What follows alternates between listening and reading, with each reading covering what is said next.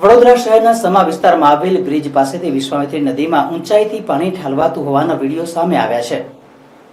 આ વિડીયો સામે આવ્યા બાદ સામાજિક કાર્યકર અતુલ ગામેચીએ અનેક સવાલ ઊભા કર્યા છે અને વડોદરા મહાનગરપાલિકાના તંત્ર પર પ્રતિક્રિયા આપતા આકરા પ્રહારો પણ કર્યા હતા। અતુલ ગામેચીનું કહેવું છે કે આ છોડવામાં આવી રહેલું પાણી ટ્રીટેડ છે કે અનટ્રીટેડ તે ખબર નથી, તેની તપાસ થવી જોઈએ। આ સાથે આટલા ઊંચાઈથી પાણી છોડવાના કારણે નીચે ભૂવો અને ખાડો પડી ગયો છે। ક્યાંક આ પાણીના કારણે બ્રિજના બીમને પણ નુકસાન થાય તેવી ભીતિ છે, તેમ જણાવી આ મામલે મ્યુનિસિપલ કમિશનર અહીં મુલાકાત લે તેવી પ્રતિક્રિયા આપી હતી। અનટ્રીટ કે ટ્રીટ કરેલું પાણી વિશ્વામિત્રી નદીમાં છોડવામાં આવી રહ્યું છે અને બહુ ઉપરથી છોડવાના કારણે નીચે ભૂવો પડી ગયો છે, સાથે બ્રિજના જે બીમ છે એને પણ નુકસાન થઈ રહ્યું છે। અનટ્રીટ પાણી ટ્રીટ પાણી તપાસ કરવી જોઈએ। આ એસિડિક પાણી છે, લોકોના સ્વાસ્થ્ય સાથે ચેડા પણ થઈ રહ્યા છે।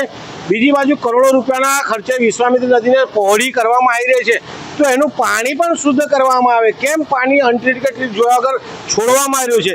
વડોદરા શહેરની જનતાની આંખોમાં ધૂળ ઝોકવાનો એક પ્રયાસ વડોદરા મહાનગરપાલિકા કરી રહ્યો છે તેવું દેખાઈ રહ્યું છે। આટલા ઉપરથી જો પાણી નાખતા હોય ને બ્રિજના બીમને નુકસાન થશે, બ્રિજ તૂટી જશે, તો જવાબદાર કોણ રહેશે?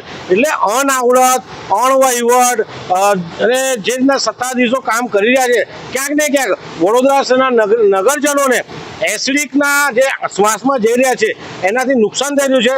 તો વડોદરા શહેરના માનનીય મેયરશ્રી, ચેરમેન સાહેબ અને કમિશનર સાહેબ એકવાર ઉડતી મુલાકાત લઈ લો અને વડોદરા શહેરની જનતાને ન્યાય કરે તેવી અમારી માંગ છે।